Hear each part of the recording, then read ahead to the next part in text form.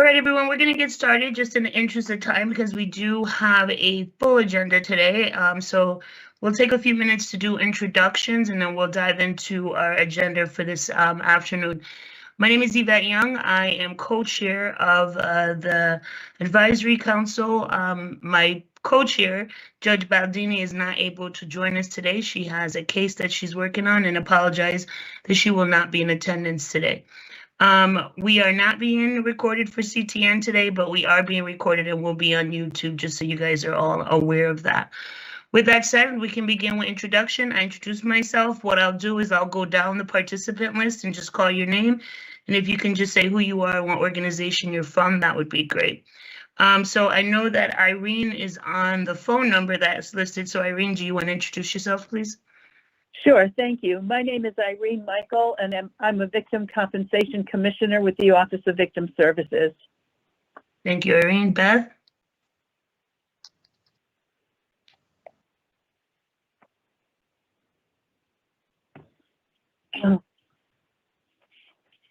Beth, did you hear me? I'm so sorry. I literally just keep getting kicked in and out. So this is my fourth time. I don't know why it's kicking me out. I am Beth for as long as I am here. I am the ED at the Connecticut Alliance to End Sexual Violence. Thanks, Beth. Deborah? Hi, I'm Debbie Whitkin. I'm the Executive Director of Connecticut Legal Services. Bob? Good afternoon, Bob Gargiulo. I'm the Regional Executive Director for Mothers Against Junk Driving. Jessica? Good afternoon, everyone. My name is Jessica Pisano. I'm with Survivors of Homicide. Linda? Hi, everybody. Oh, sorry. Sorry, no, you, not me. Sorry, Lynn. By the way, it's Sorry. nice seeing you. No problem.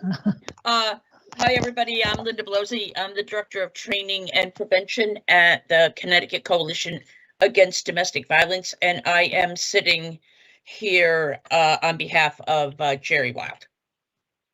Thanks. Susan?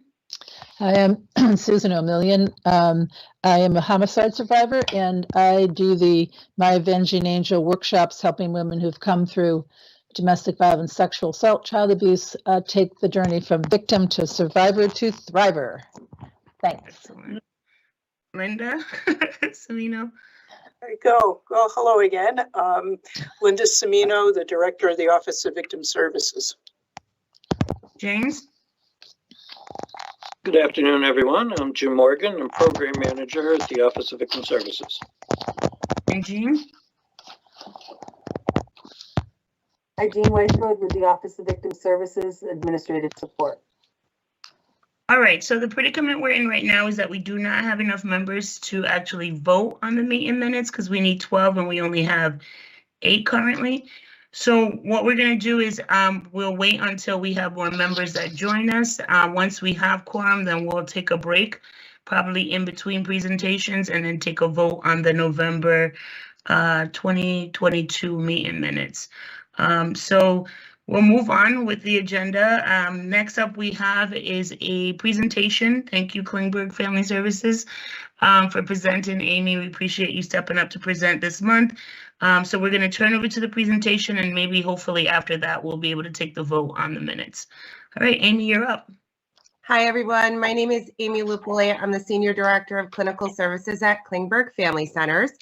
And just bear with me, I'm going to share my screen. I believe Jean sent out the PowerPoint, which will have contact information for the programs that I'm going to be talking about today, which I thought would be helpful and easy for you guys. So if you needed to get in touch, anything specifically about a program. Can everybody see my screen? Yes. Okay, so I cannot see you. So if you do have a question, please feel free to speak up. And if you have any, any comments or anything you would like to make, just please speak up because I just see my presentation. Okay, so like I said, my name is Amy Lupoli. I'm a licensed marriage and family therapist, and I'm the Senior Director of Clinical Services at Klingberg. The goal of what I thought would be really helpful for this forum is to really talk about the services that we have for victims of crime here at Klingberg. and the services that people can access easier. So the programs that I'm going to be giving you guys just kind of a short, brief overview of are our Children's Advocacy Center, our Child and Adolescent Trauma Services, our role of our victim advocate, our outpatient services, and our food pantry. Just for all of you to know, we have office locations in New Britain and Hartford. We don't necessarily have assigned catchment areas, so all are welcome to those services from anywhere in the state. We do provide telehealth services for most of these services that can be conducted that way, so we really can reach anyone in the state. So I'll give you, there's a lot of information on this page, but for those who want to take the time to read the slides, you are most welcome. But basically, we have what's called a Children's Advocacy Center. And what we look at this is like kind of the central location for our multidisciplinary partnerships with different professionals that investigate allegations of child abuse and the exploitation of children. So this can include kids who have had physical abuse, sexual abuse, also DMST or human trafficking.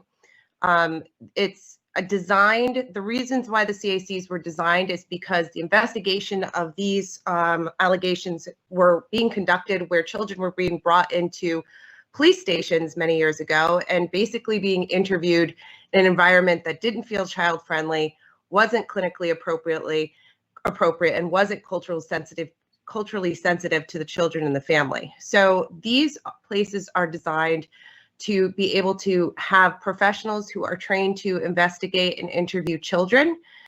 So what the idea is that the forensic interviewer goes through a litany of trainings to be able to talk to the child, to be able to do that investigative piece for DCF, for the police, for anybody who needs to kind of have that information.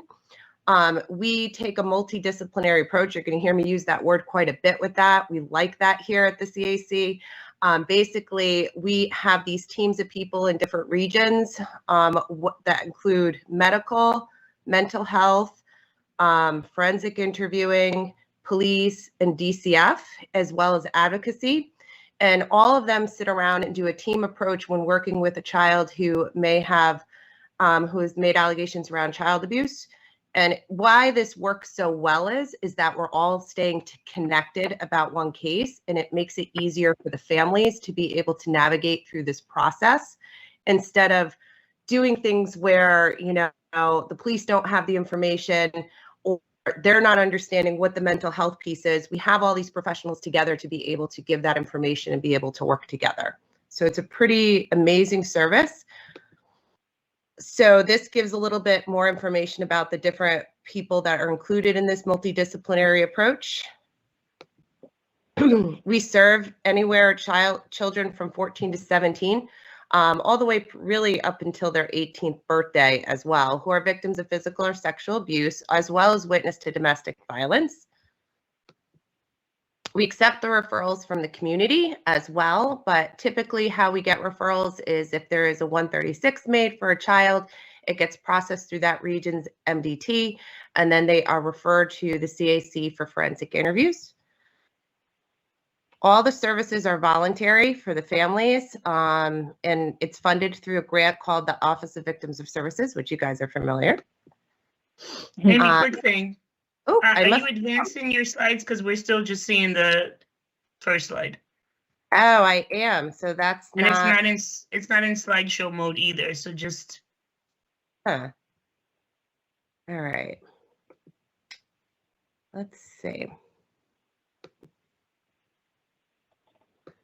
How about now? Is it moving for you guys? We can't see it. We can see you. You could see me, that's all. Okay, hold on, let me exit this. Let me put it in slideshow mode again. All right, can you see my screen? No. Now we can. And then you could see all of you guys behind it, or no?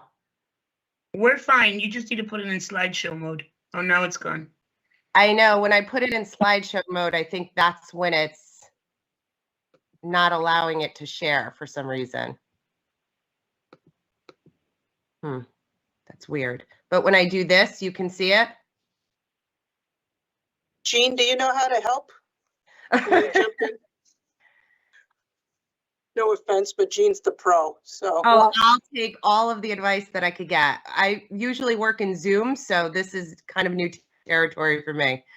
I'm going to try to share my screen right now. Thank you, Jean. Okay.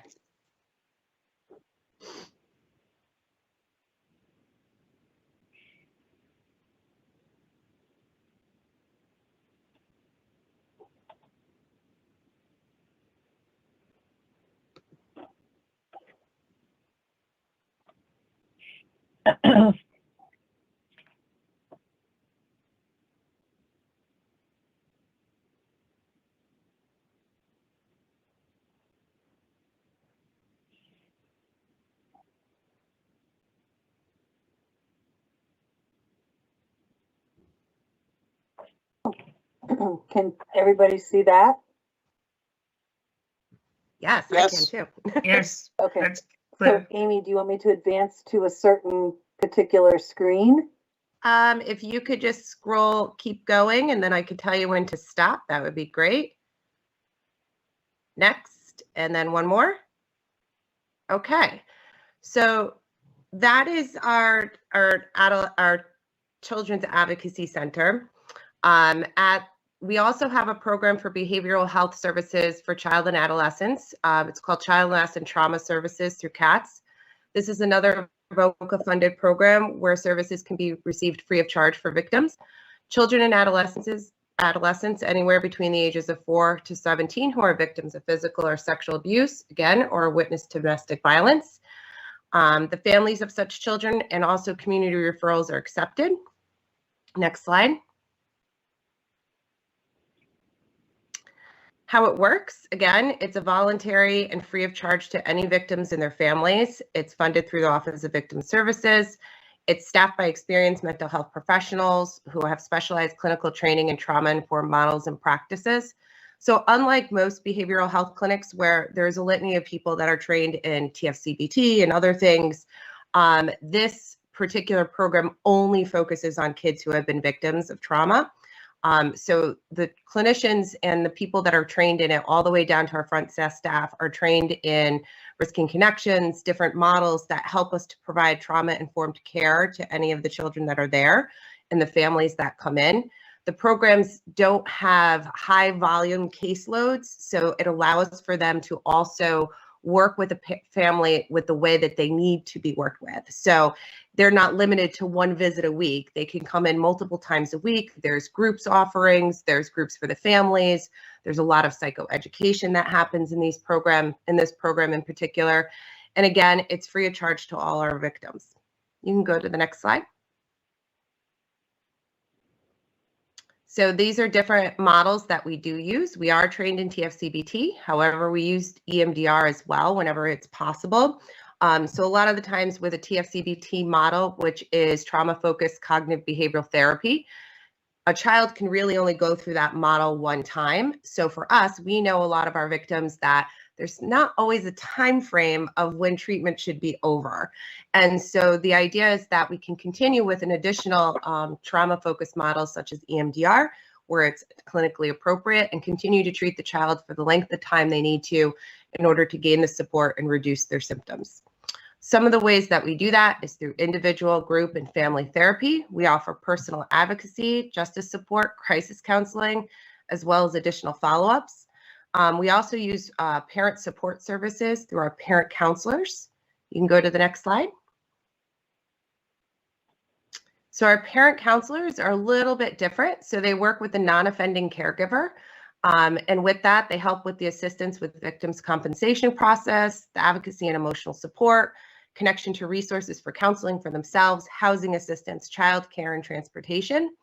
They offer crisis intervention and safety planning and support in finding supporting and providing psychoeducation about trauma.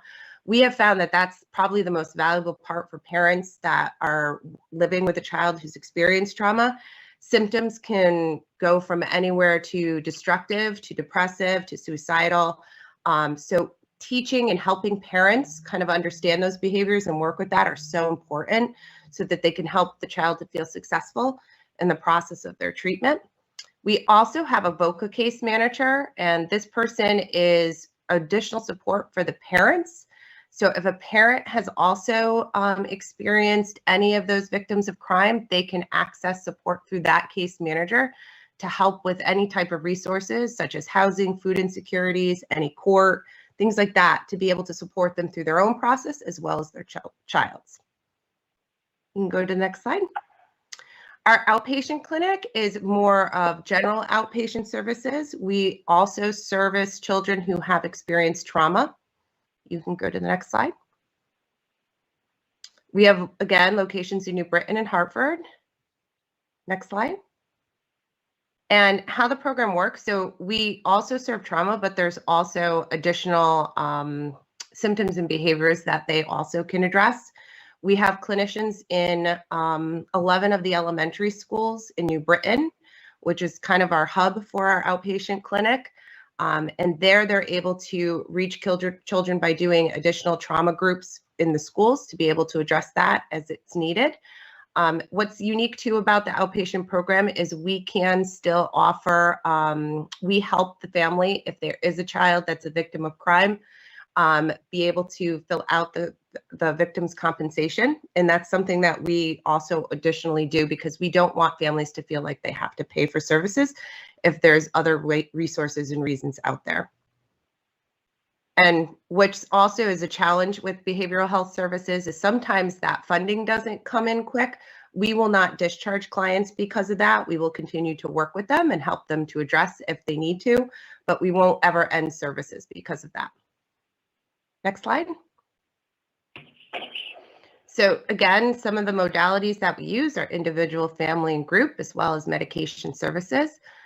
Medication and psychiatric services are also offered in the specific trauma program that I talked about earlier.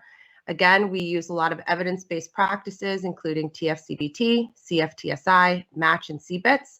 Basically, what you need to know about all those is these are trauma-informed approaches that are evidence-based.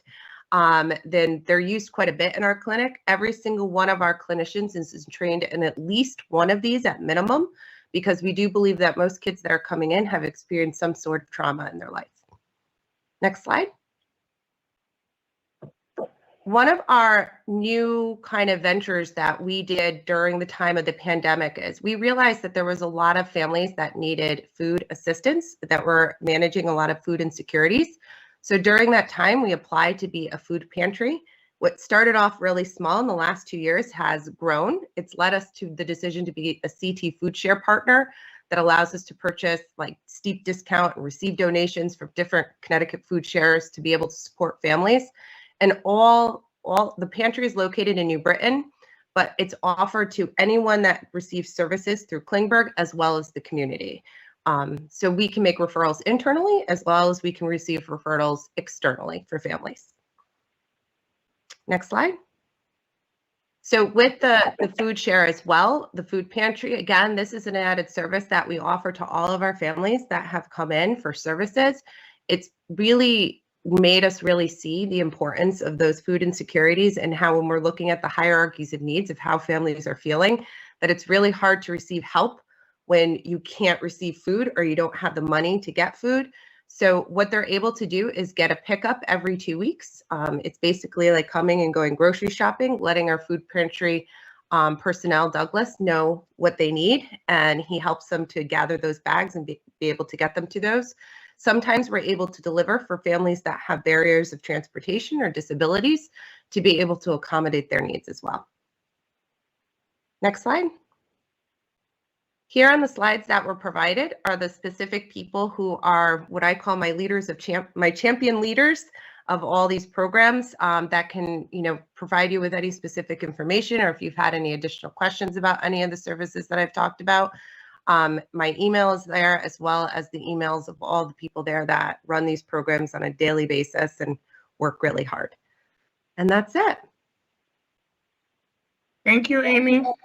Thank you. I hope that was okay. Yeah. Does anyone have any questions they would like to ask Amy at this time? I just had a quick question. You may have covered in the beginning, but I know we were trying to manage it. So to make a referral to these programs, how would you do that? How would I do that? If you wanted to make a referral, you can email any of the directors, or you can call our main line for Klingberg, and I could get you that number. Isn't that sad that I don't know it by heart, because we all use cell phones nowadays? Well, we'll cut this out of the recording, so no one will ever know that you didn't know that. It's 860-224-9113. That's okay if people know. I think that's human. Oh, thank you.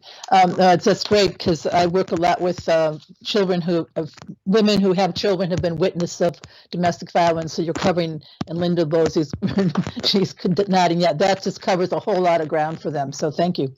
Absolutely. And again, we offer services in person as well as on site in both of our locations. The telehealth has really helped us to expand for people who had barriers for transportation. I think it's been exponential in the behavioral health world. But we do, I mean, if there's clients that really do need to come in for services, so important that they're able to be seen in person. Thank you. Excellent. I did see a hand go up, but I don't know if it's an old hand. It went up and then went away. Yes. It's a new hand, but I don't know if it's staying up. There you go, Mike. We got you. I'll put it down.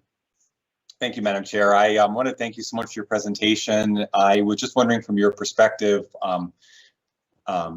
what types of needs or enhanced needs you're seeing among children that have experienced sexual abuse or are working through trauma of sexual abuse during or through the pandemic. I just have heard a lot from our Alliance to End Sexual Violence regarding the isolation that children and young people experienced, dislocation from school, other adults, other potential supports, and many issues are now began coming to the fore again as it returns. So I'm just wondering from your experience what you're seeing among the children and what sort of adaptations you've tried to make, perhaps given the type of or level of need you're seeing.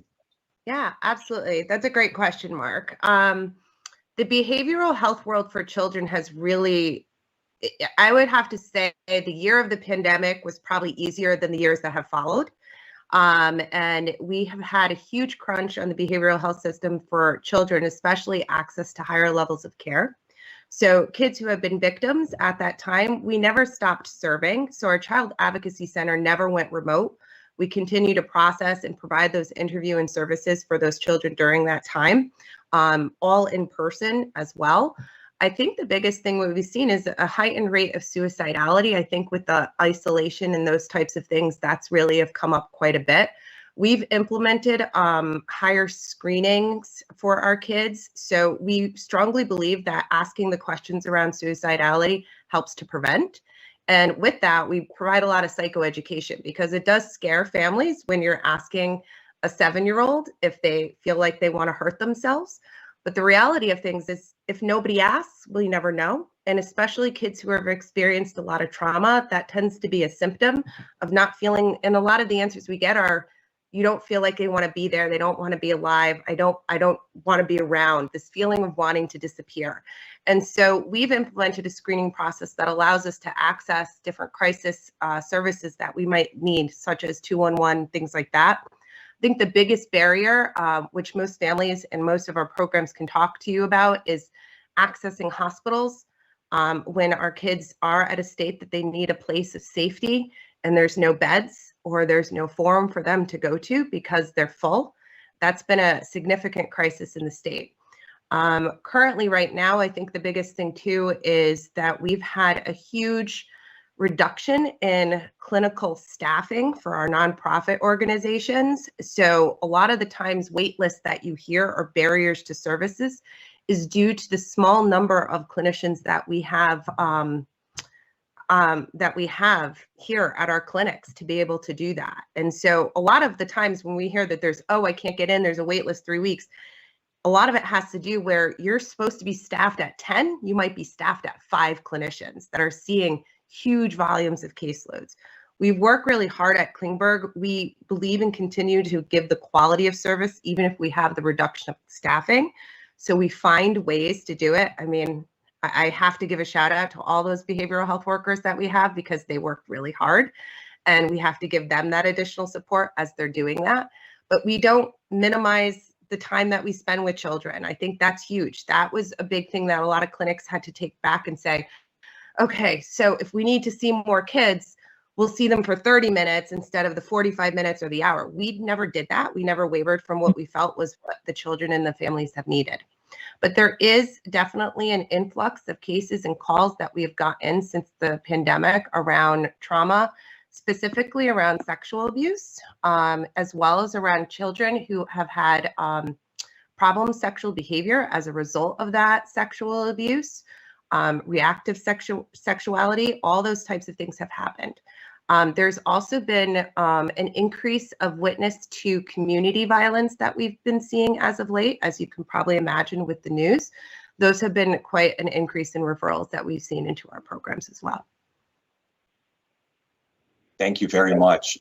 One other question, please, would just be regarding the age distribution of the clients that you serve. I'd love just to hear about the kind of the concept, how it's distributed among the age ranges that you serve in the child advocacy centers, and if anything has changed over time, pandemic related or not, with that particular age demographic. So probably the more, like we said, we service anyone in that age grade range.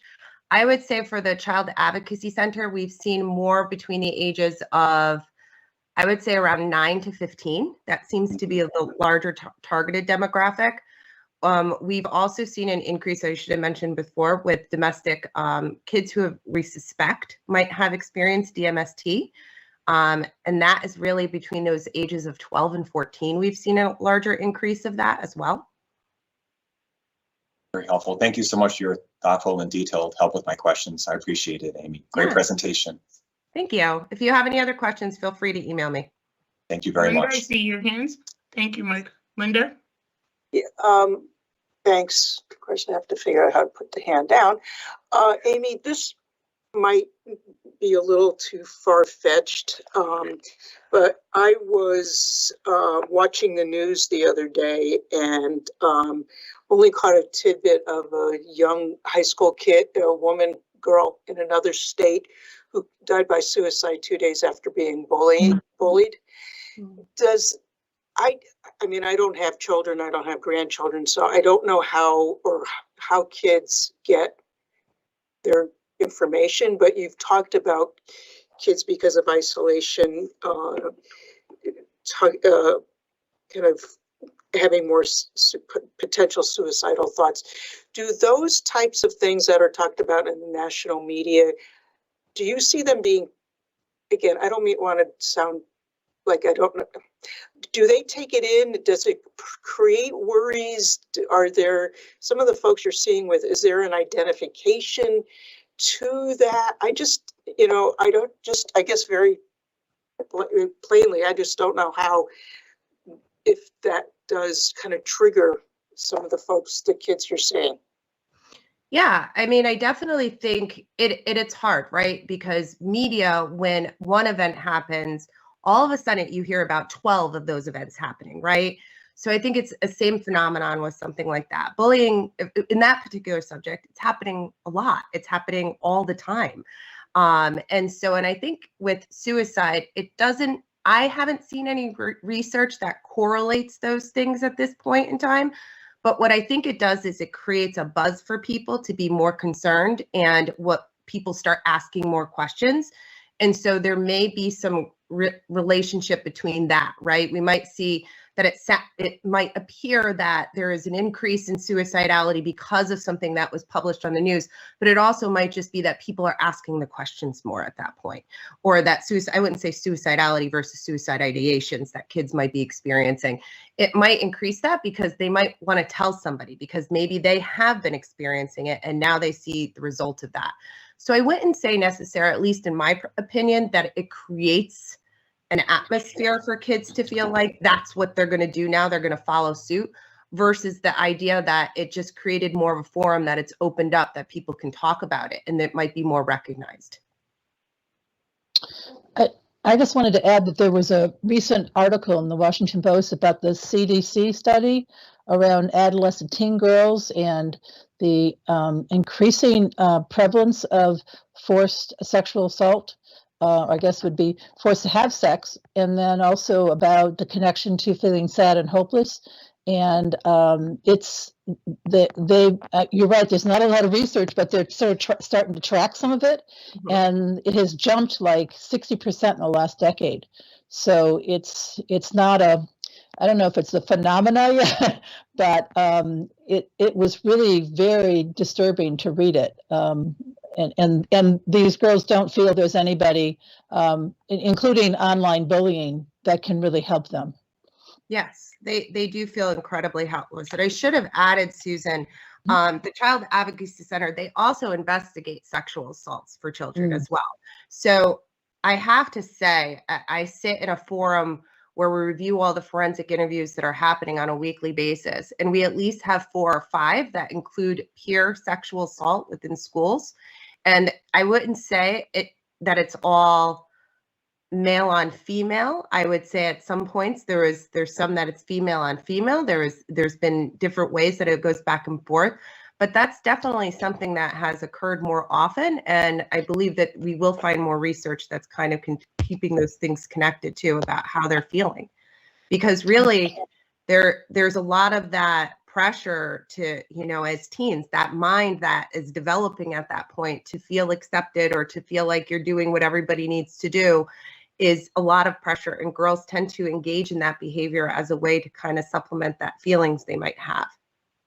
Yep. Thank you so much.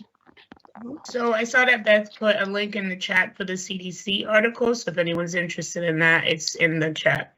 Thanks. Yes. Any other questions before we move forward? All right, thank you so much, Amy. That was excellent. Thank you. And I don't see Andrew on the call. He was going to give us an update or a report out on the Commission on Gun Violence. So we'll table that for now, and we'll go back to agenda item number 2, because we do have quorum at this point, and do the vote for the November 15th, 2022 meeting minutes. So I'm going to open the floor up for conversation. If there's any questions, any edits that you noted that needs to be changed, this is the time to do so. There was one that I caught at the end of the minutes when we have the time for adjournment. It said 3:05, and I'm assuming that it was supposed to be 4:05 because we started at 3. So that would be one edit.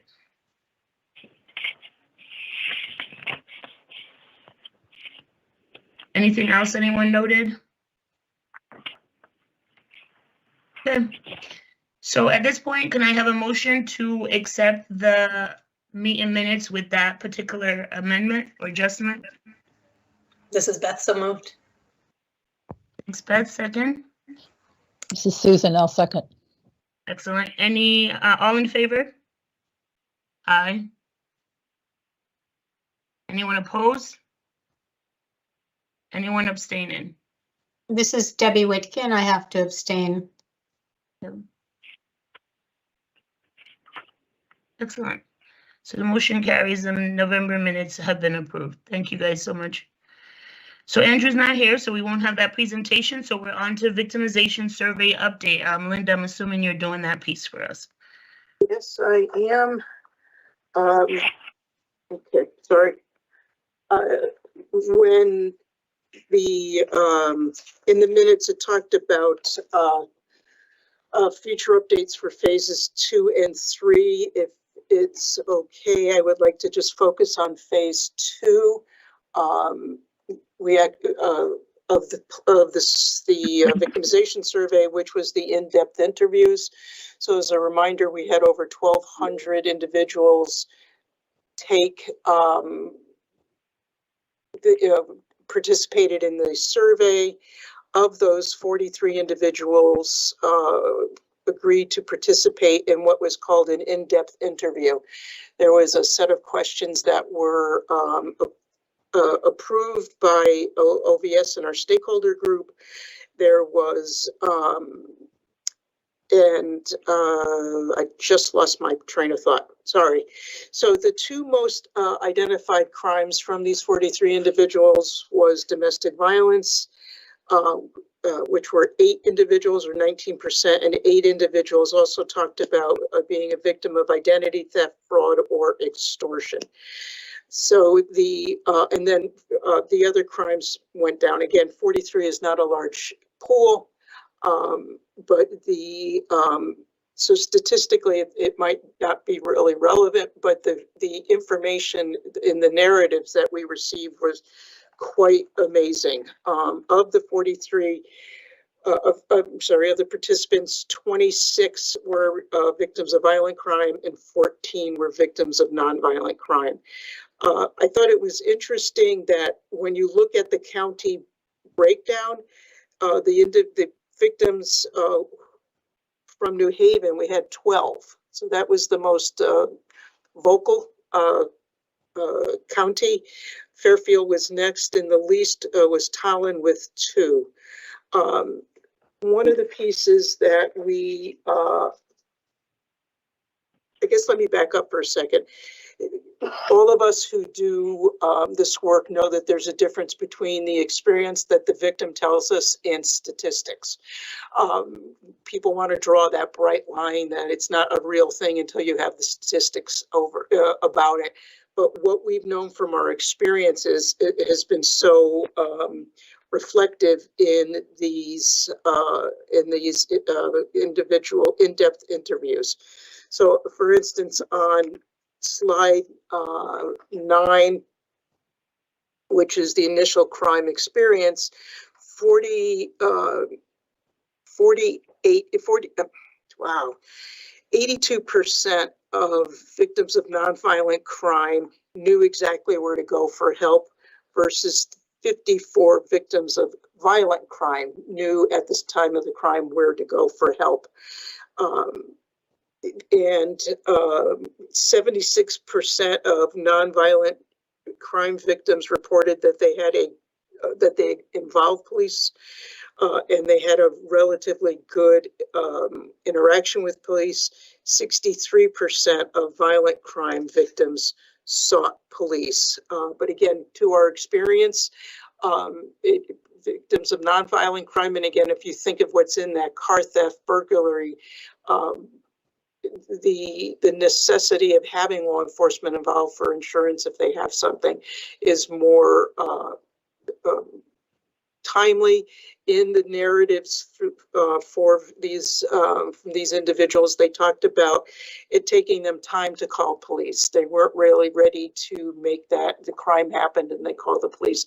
They needed some time to talk with friends, to kind of put this into their new life narrative before they were able to reach out to law enforcement. Some of the findings were that,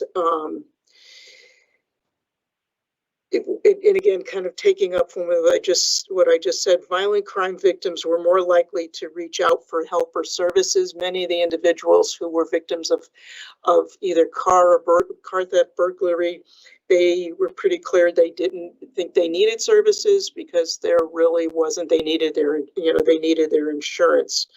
37% of violent crime victims did not know where to go for help.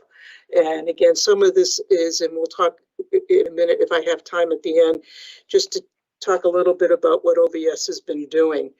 Another finding was that victims of violent crime were more likely to be unsatisfied with their experience with law enforcement, while those with victims of nonviolent crimes had reported much more positive experiences with law enforcement. Here's something we know.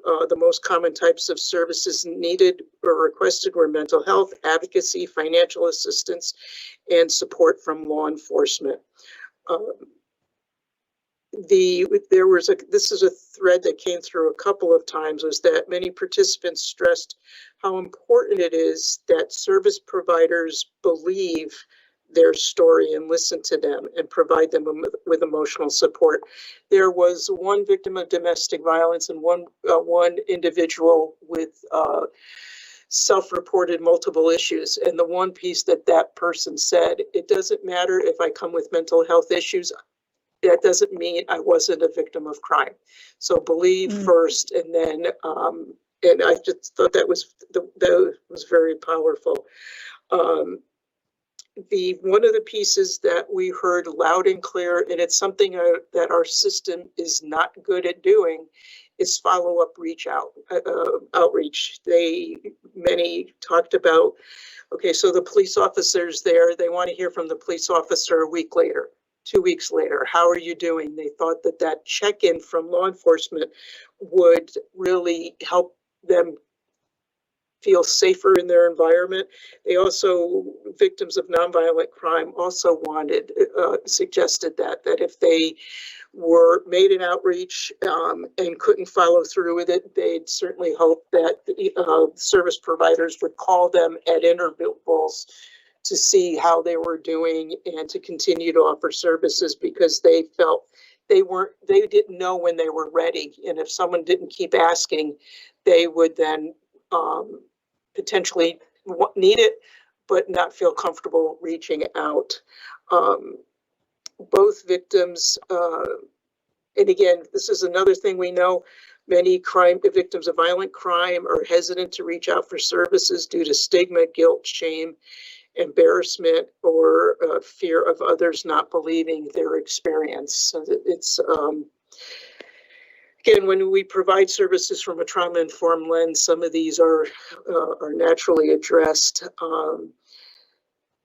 Both victims of violent and nonviolent crime talked at length about wanting or needing financial assistance or struggling with getting services that helped them get those types of services.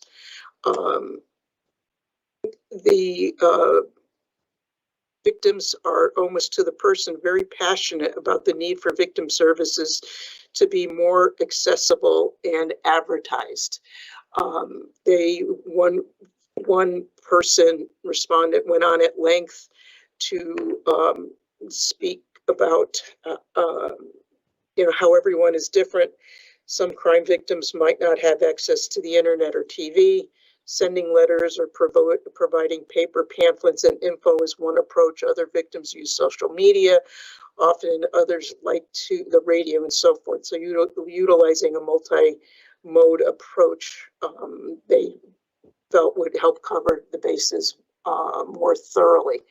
So those, like I said, were just a couple of overviews. What we have done at OVS, and first and foremost, I actually want to start with thanking Mark Pelka. He has an amazing team member by the name of Kevin Neary, and Kevin has been extraordinary for us to understand the scope and depth of the information that we've received.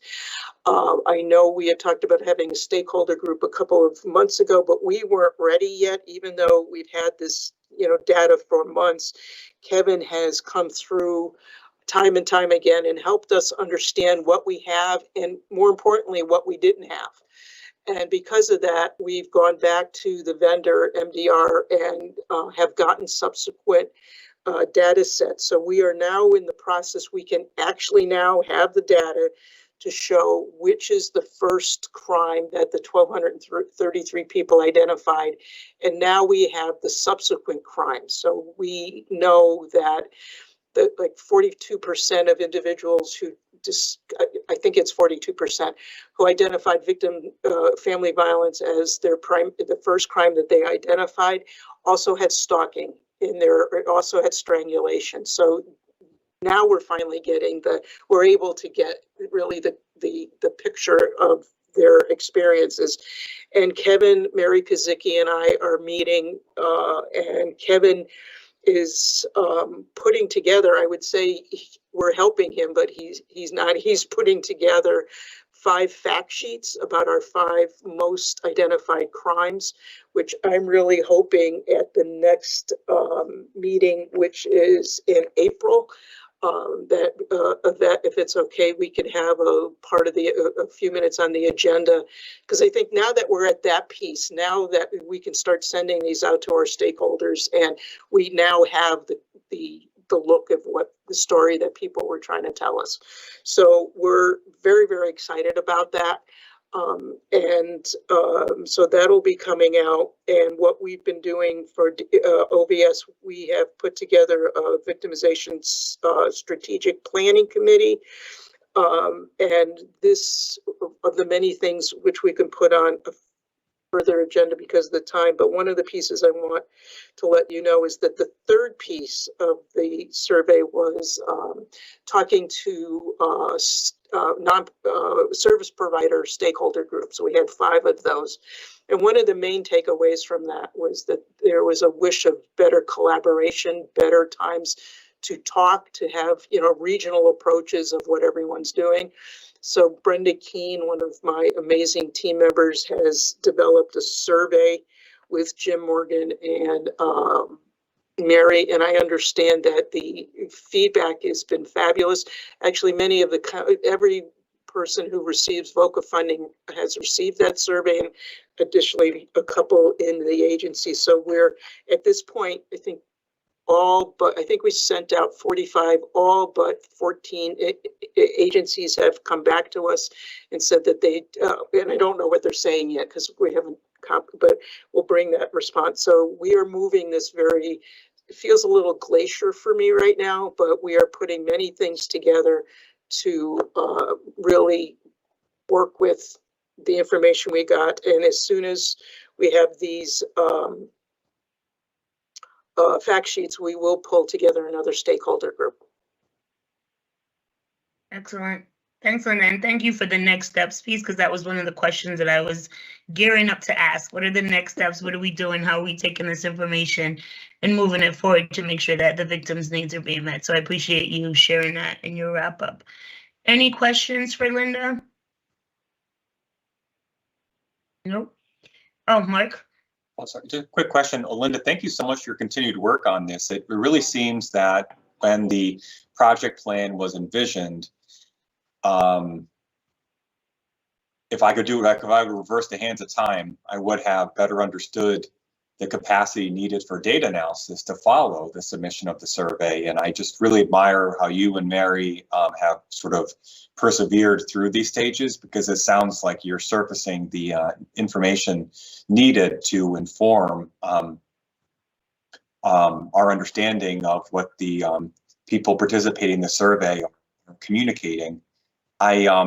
Hearing you describe some of the statistics regarding victims seeking services, it almost made me wonder if there's a need for some type of navigator to help in some cases for a victim to navigate or a survivor to navigate through the various systems of care that are available. And I wondered, given the OVS's administration of the victim advocates, is there any sort of examples or kernels of wisdom and knowledge that have been developed there about how do you help somebody in the aftermath of crime find their way to these services?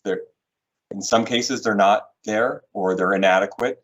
Other cases they are there, and how do we maximize what's in place? Just feels like that might be coming in your future analysis. So I hope I'm not leaping ahead with the question, but I felt compelled to because of your office and the program it runs, and what you're beginning to learn more about because of your perseverance with the data. Thank you, Mark. We know from history, back to Sandy Hook, how important navigators are to connect victims with necessary services. For me, I think one of the next pieces for this is to really have the granted fund, to have the VOCA funded folks and their community collaborators working together. I mean, because we see service provision through the VOCA lens. You see it, Mark, at OPM through all the various VAWA lenses that you have. Yvette, you see it through the village lens, but also foundations. There's so many lenses around that we all represent that we don't have. We haven't taken the time to talk about what the provision landscape is for all of us. And I think there's a lot of learning to be done with that. And to potentially look at, the navigator. We have CCADV and Jim Morgan and a couple of other agencies are working with this particular victim. And it really reminds me, and this might not be the time for this, but it really reminds me of there are, because you really get this from the in-depth interviews, is that there are needs that victims have that there's no place for them. And what do you do when the service provision is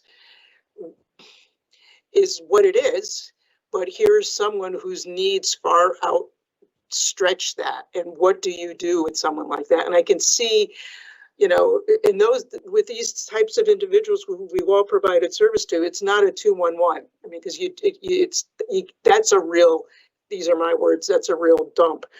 But to be able to have these close connections or a navigator to really begin to, if there is a way of figuring out, you know, if there is a program out there, I think it would be a great further conversation for this, for the council. Thank you, Linda. Thank you, Madam Chair. Thank you. Any other questions before we move on? I know we're getting close to time. All right, we're gonna move. So Linda, quick question for the presentation in April, because we do have a group coming in to present. How much time do you feel your group will need? Just so we can decide if we need to extend from an hour to maybe 90 minutes that week. I can, without having, if maybe 5-6 minutes, because we'll hand them out. I don't want to take too much time, and I don't know what they have, you know, but we could send them out. And maybe then we could, instead of an explanation, we could do a discussion. Okay, just wanted to check. Thank you. Jim?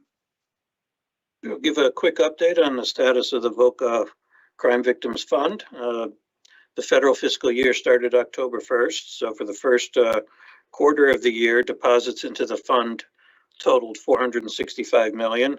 That compares to $822 million for the entire 2022 year, so deposits are off to a good start into the fund. For federal year 23, Congress authorized $1.9 billion in spending for OVC. This was actually an increase over what the president requested of $1.75 billion. OVC is still working on calculating their grants, but they're expecting $1.5 billion of that will be the amount that will be available for victim compensation and victim assistance formula grants. This is actually less than what was distributed last year.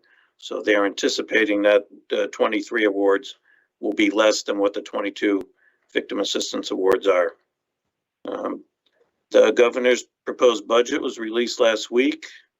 In year one, he did include a request for $13.1 million in federal ARPA dollars for OVS to offset decreases in VOCA funding. We did not see anything in year two for funding ARPA or otherwise. So I guess we will just have to keep an eye on that. We'll keep you posted. Excellent. Thank you. Any questions for Jim?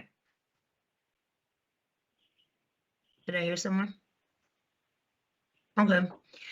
So we'll transition now, and I know Beth is going to do an update which kind of aligns with what Jim was talking about. So Beth, why don't I have you go ahead and share, and then after that, anyone that has any collaboration work they're doing or any good news they want to share before we end, that would be great.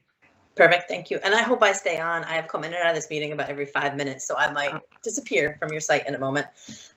We sort of kicked off a meeting today. We had invited all of the VOCA funded organizations. There's a collaboration between CCADV, the Connecticut Children's Alliance, and the Connecticut Alliance to End Sexual Violence. We invited everyone together to sort of do some collective advocacy around the hearing that's coming up on the 24th, which is an appropriations hearing that will oversee the judicial, in part the judicial budget. We also, interestingly, it's been related to a lot of the conversations that I've been hearing today about just wanting to have more of a space for victims services organizations and agencies to come together. We see kind of immediately a need to, do a collective strategy around the kind of testimony, fact sheets, social media images around that 3.175 ask that Jim just mentioned. We also see ongoingly wanting to just have this group come together on at least a quarterly basis to be able to do some of what we talked about today, to share information, to learn more about what one another works on, the services that we have available to victims. Linda, I was laughing as you were talking about the victim that you're working with at CCADV, and Jim is involved, and we also are working with the very same victim. I'm positive that you're talking about. So for us, there is just a lot of, I think there's a lot of area that we could be doing a much more collaborative job, but just being more knowledgeable about what one another does. So that group will come together. The next time, there's 2 dates that we're proposing to the group that I'll send out, which is March 14th or 16th. So everyone, again, who's a VOCA fund organization is on. You've likely been getting emails from me. I apologize. But I really appreciate that everybody who's stepped up and wanted to be a part of that group has been. And what we hope is after that March meeting, we're going to set a time that we'll come together regularly, where we will do much more of the sort of state of what's happening in Connecticut, how we can support one another. The sort of one component of it is, as Jim just said, we're going to come again next year. We're going to have to go again, right, and ask for more money. And year after year, it's not a sustainable way to do our work. We spend a lot of time asking every year. This is going to be the second year. We're going to have to do it again next year. We'd like to really identify some strategies, not only to work more collaboratively, but also to identify how many other states do have more state-based funding for victim services. We are over-reliant on VOCA in our state, where many other states are not quite this reliant. But VOCA now has become both less, not necessarily less stable, but less dependable in terms of the amount of resources that are going to come out of it. And it's just not going to work long term. It's just not the kind of year to year asking for money. Eventually, people are going to say no. And all those ARPA dollars and other COVID related dollars, right, are going to expire even more than they've already started. Mm-hmm. So that's kind of what this group will do. Again, we invite anyone and everyone to be a part of it. All are welcome. You'll see another email from me that will go out. But, again, it sounds like, at OBS, y'all are thinking also about how you bring us together. But I think there's a lot of good partnerships that can happen, a lot of good collaboration. We just need to create the space. Excellent. Thank you, Beth. Any other good news or collaboration you'd like to share before we end? Linda, I see your hand. Well, it's somewhat under collaboration. That we have historically, through the legislative session, put a legislative update on the agenda. And Jean noticed, or somebody noticed, that it wasn't here. And maybe through April and June meetings, we may want to go to 75 minutes, if not, just so we have, because there's a lot of bills out there that it would be good to bring to the attention of the council. I agree 100%. You're right. It did definitely slip off. So we'll make sure we get that back on, and we'll extend our meeting time definitely for April, because we have that to include as well as some presentations. So thanks, Linda, for the reminder. Susan? Yeah, I just had a real quick, I guess, good news collaboration. So, we have been, I got 2 referrals recently to my free workshops for women who are moving on after the crisis intervention work that you guys all do so wonderfully. And one of them was from a woman from Klingberg who had been referred by her counselor, which was exciting. And the other one was a woman who had watched the OVS Advisory Council meeting on YouTube and heard me say I do a free workshop, and she came to the workshop. So I thought that was just cool, that we wondered, does anybody ever watch these things? But she wouldn't have found me without it. So thank you so much for the meetings and the ability to get the word out to everybody about victim services. Excellent. Thanks, Susan. Anyone else? Last call, good news or any other collaboration efforts? I'm really excited that we're going to be able to have a space outside of this meeting to talk about collaboration, to work together as a group, and to be able to bring the voices of those who are not at this table to this table, to have conversations that really give us a good, broad perspective on the work that is happening in the state related to victims. So I'm really excited that we're moving in that direction, and that we'll have that space to do even a deeper dive on these types of issues. As a group. So if you haven't shown up if you didn't show up today for the first meeting, when you get that email, try to clear your calendar and come, because as we said, we are more powerful as a collective than we are as individuals. So especially right now when we are, fighting for funding to continue to support the victims in Connecticut, we need everyone's voice and presence at the table. So I really highly advocate for folks to show up and be a part of that conversation moving forward. All right. With that said, thank you all so very much for being here today. I'm going to end the call at this point and look out for information on invites for the meeting in April. We will be having a presentation by the Hartford Regionalized Human Trafficking Recovery Task Force, which officially kicked off in January. And so Crystal Rich and Sharmise Walcott will be here in April to talk about that, what they're offering for trafficking victims in the state, so that you can have some more information and know how to access those resources. All right, thanks everyone. Have a lovely evening. Bye.